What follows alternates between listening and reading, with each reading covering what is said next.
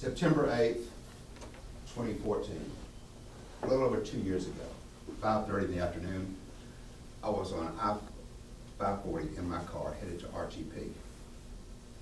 Little did I know that within an hour and a half, my life would change forever.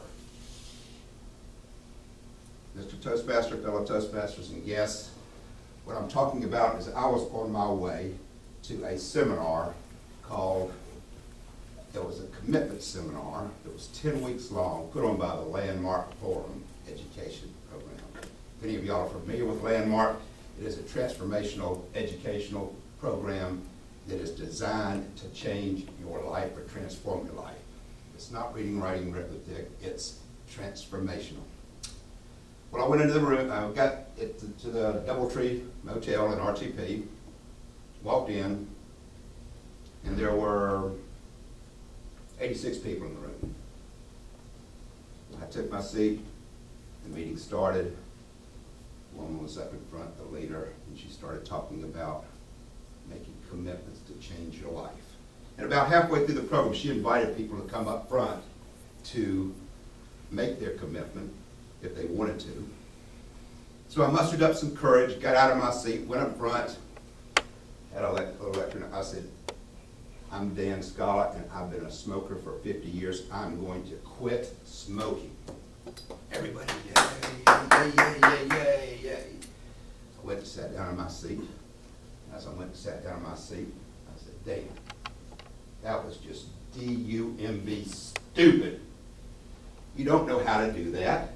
You've never done that before. That's too hard. You ain't got the energy. You ain't got the willpower. You ain't got the discipline. But I still said, I'm going to do it. It's known by neuroscientists that it takes 6 seconds to make a decision. Now, you may have to act on that decision and execute it to make it come into reality. When I went home that night, I went home and my wife was standing in the kitchen. I said, hey, babe, I went to Landmark Forum meeting tonight on commitment. I'm going for the next 10 weeks and I'm going to quit smoking. She looked me in the eyes and said, no, you're not. She says, you don't have the willpower and discipline and you're just too darn lazy. And I said, yeah, you're probably right. So I walked downstairs to my TV room and just started watching TV. The next day, my number 2 son comes over to the house and I told him about my dilemma. I said, I really want to quit smoking. Part of the background story too is 3 Toastmasters friends had told me a month or 2 prior to that I seemed like I was getting really short on breath. And that's what got my attention, was that all this heavy smoking over all these years was starting to catch up with me. So after explaining this to my son just kind of smiled at me. He walks over to the bookcase, he pulls the book out of my bookcase. He said, Dad, don't you remember me giving this to you? Alan Carr's Easy Way to Stop Smoking. He actually inscribed it for me. I wrote it inside. It says, to Dad, please give this a shot because we all want you around for a long, long time. Love, Kev. Happy Father's Day, 2013. I had totally forgotten about this. I just kind of blocked it out of my mind because that wasn't something that I was interested in. If you told me back then, I would have said, nah, that's impossible. Too much energy, too much time, I can't do that. But after he left that night, I picked up that book and I read, I'm a horrible reader, I don't read books. But this book I opened, and I read 10 pages, and I read 20 pages, and it kept coming back. Quitting smoking is easy, quitting smoking is easy, quitting smoking is easy. That kept hitting my brain. Quitting smoking is easy, quitting smoking is easy. I'd Google it in, and it said, quitting smoking is one of the hardest things in the world to do. Smoking is as addictive as cocaine and heroin. It's that strong an addiction. But here's the thing. If your why is big enough, the how will show up. Now, I'm an ex-engineer, and I figured out, okay, when I get up in the morning, I go buy my cigarettes. I buy 3 packs a day. I said, this next week, I'm just going to buy 2 packs a day. The engineer told me if I only had 2 packs, I could only smoke 2 packs. So I went to the store, bought 2 packs, and this was easy because those were just habit cigarettes. They weren't the addiction cigarettes. So I did that for a week, 2 packs a day. Cool, that worked.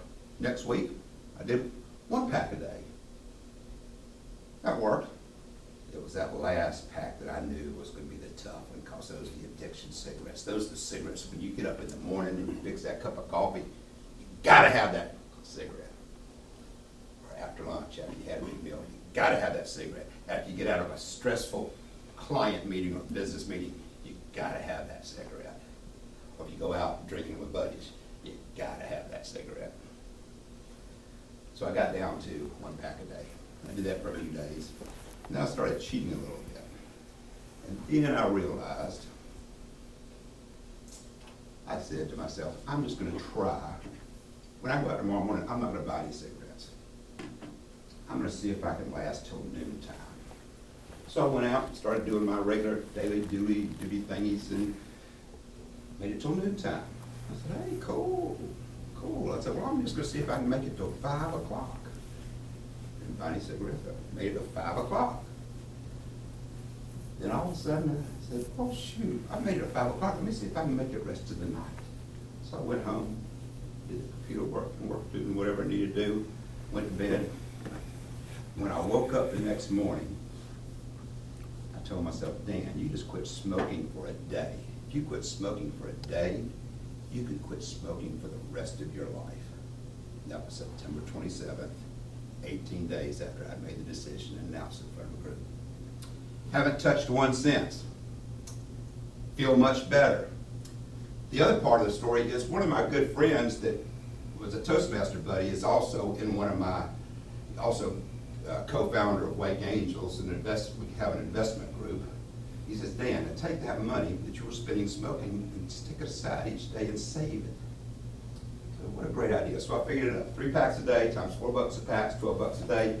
Every 8 days, I would go down to BB&T and get a $100 bill. And I would take that $100, I took that $100 bill and I'd stick it in the envelope, BB&T envelope, and I'd put a little note on here. And I said, hey babe, this is the money I'm saving from quitting smoking. So I'll be putting money in here for you and me for special occasions, and this can be our bucket list money. So I put this note with the first $100 bill in the top of her jewelry box. Well, I'm a guy. I was going to surprise her, right? So I put it in the top of her jewelry box. But then I realized, I'm not good at keeping secrets, but I kept quiet about it. I just put it up there. After a week, nothing happened. After 2 weeks, nothing happened. I said, babe, anything different happen or change or anything? Nah. Well, see, I'm a guy. I didn't realize women don't go into their jewelry boxes only for special occasions. She has her daily jewelry laid out on the counter. I said, oh my Lord, have mercy. So I was sitting there putting $100 bills in this thing. 10 weeks later, there's $1,000 in here. She comes in the kitchen one morning. I think I found what you were talking about. So she says, what am I supposed to do with it? I said, did you read the note? This is our bucket list money. So 10 weeks later, my daughter moved to Germany with her boyfriend. So I had enough money in there to buy tickets for us, because I'm Italian and we've never visited Italy. So we went and visited my daughter in Germany for 3 days. And then she set up the Airbnb to tour Italy. Went to Venice and Florence and Rome, Amalfi Coast, and had a grand time. My youngest son from Portland, Oregon, he and his girlfriend joined us in Rome and spent the last 3 days with us. And we just had a fantabulous time. So the moral of the story is if your why is big enough, the how will show up. If the why is big enough, the how will show up. And that's exactly what happened to me, and I'm glad it did. So I'd ask you to look at your own state.